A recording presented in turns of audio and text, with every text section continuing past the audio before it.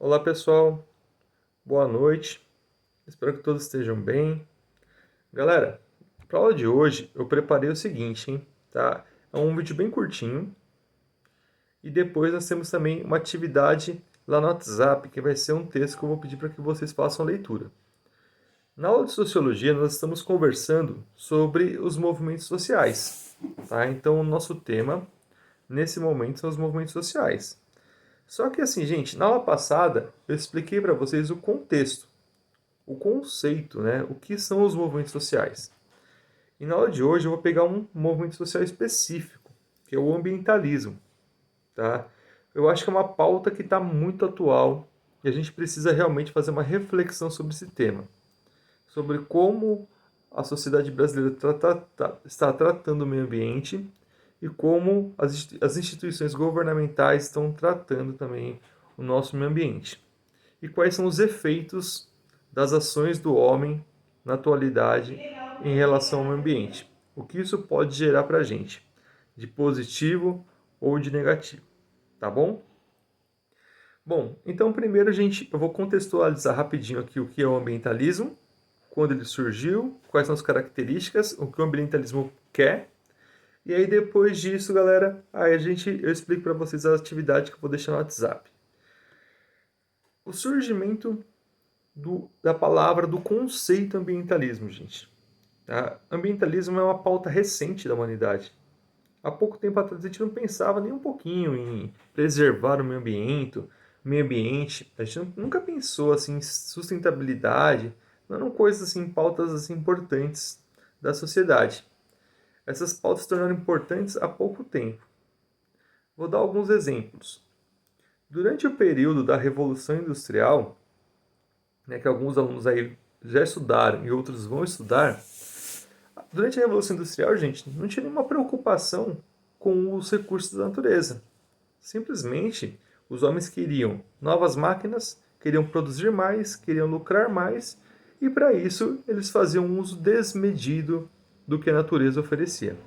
Tá? Sem pensar se esses recursos seriam finitos, né? Sem pensar se isso realmente conseguiria se manter ou se esses recursos iriam acabar.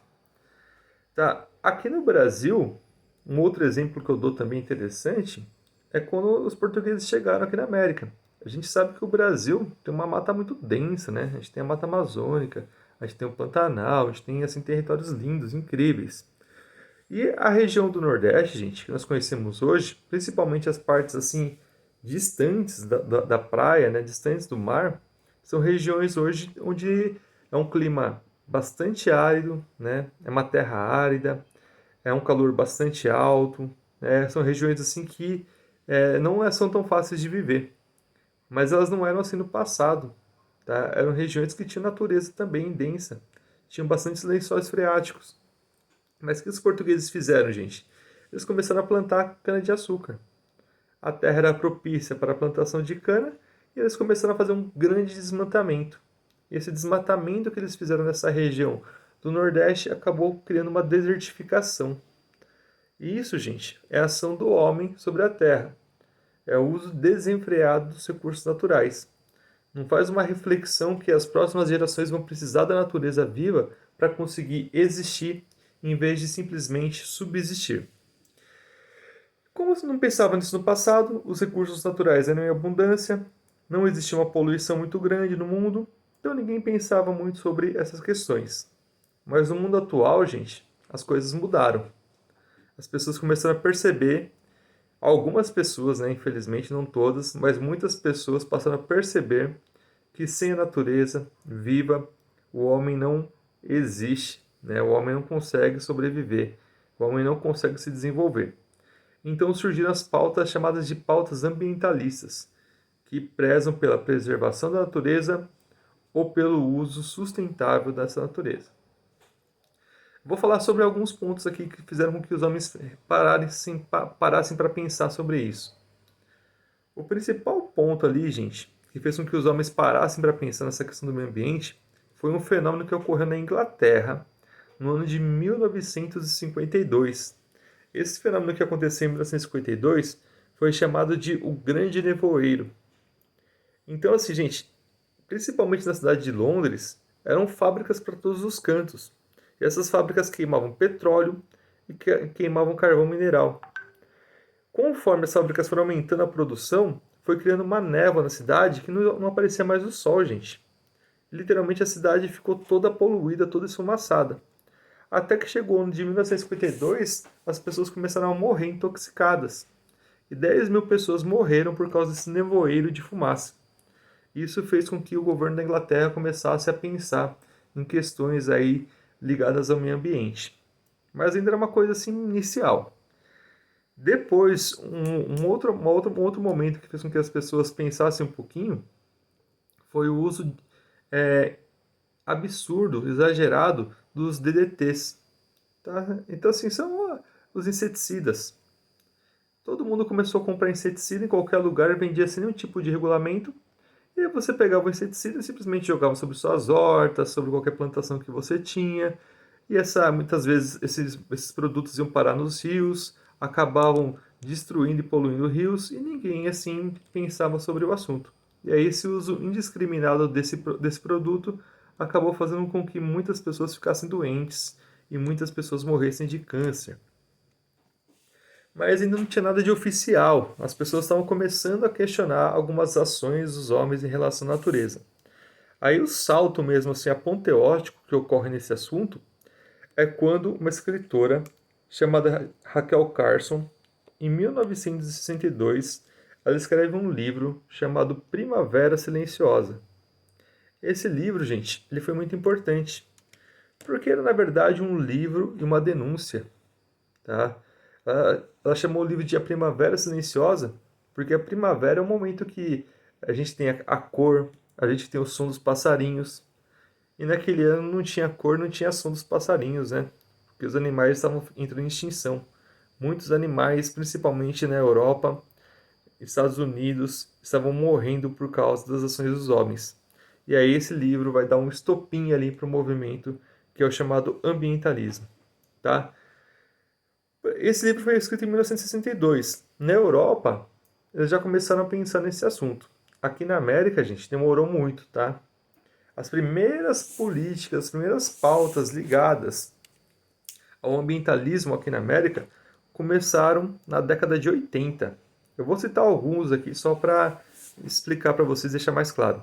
Em 1981, o Brasil ele assinou um documento que consta dentro da Constituição, que é uma política ambiental. Então, assim, uma política de regulação do meio ambiente, de como o meio ambiente deve ser utilizado. Mas ainda era muito filosófico e não era nada técnico, tá? Então, assim, não servia para muita coisa.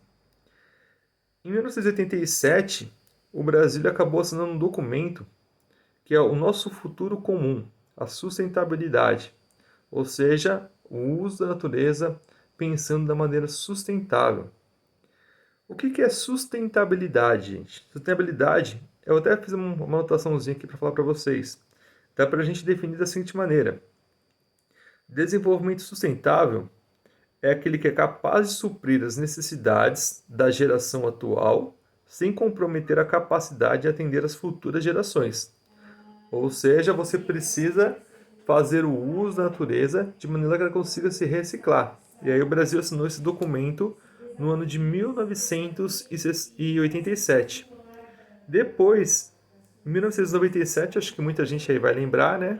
Tá? As pessoas que têm mais ou menos a minha idade, tá? Vão lembrar disso aqui, que é o famoso Tratado de Quioto, da diminuição de dióxido de carbono, né? Ou seja, pensar em maneiras e políticas governamentais para diminuir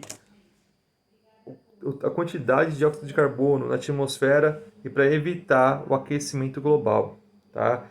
Alguns países assinaram e outros não, né? Como, por exemplo, os Estados Unidos não quis assinar esse documento, tá? Então, assim, não quis partilhar dessa pauta, que ele achou que atrapalharia o desenvolvimento econômico deles, tá bom? Bom, e aí, assim, gente, desde aquela época para cá, a gente vai tentando melhorar as leis voltadas ao meio ambiente, a gente vai buscando muitas vezes criar recursos para que a gente consiga criar uma sociedade mais sustentável, mas ainda aqui no Brasil nós estamos muito distantes de fazer isso de maneira efetiva.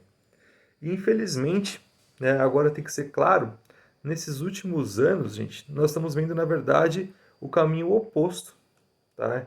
Então, quando a gente fala das questões governamentais no Brasil, principalmente nos nossos últimos 2 anos, a gente tem uma grande quantidade de violações ao meio ambiente. E aí surge a necessidade de organizar um movimento ambientalista forte no Brasil para fazer pressão no governo para que essas pautas ambientalistas sejam realmente cobradas, né? Galera, depois se vocês tiverem vontade de se aprofundar, eu peço que vocês façam, né, uma pesquisa na internet sobre as violações que o governo atual anda fazendo em relação à questão da preservação ambiental. Gente, em um período de 2 anos, nós tivemos 26 grandes violações ambientais, tá? E assim, não são coisas pequenas, são coisas grandes. E elas valem a reflexão e valem a organização do povo para tentar lutar para que coisas como essa sejam barradas. Porque vai custar caro, principalmente para nós e para as próximas gerações. Vou falar algumas delas que eu destaquei, tá? Eu selecionei algumas que eu achei interessantes, e aí depois, né, se vocês quiserem, basta pesquisar na internet, vocês vão achar todas as outras, tá bom? A primeira aqui, gente, que realmente me assustou, e acho que todo mundo está acompanhando, foi a liberação excessiva de agrotóxicos.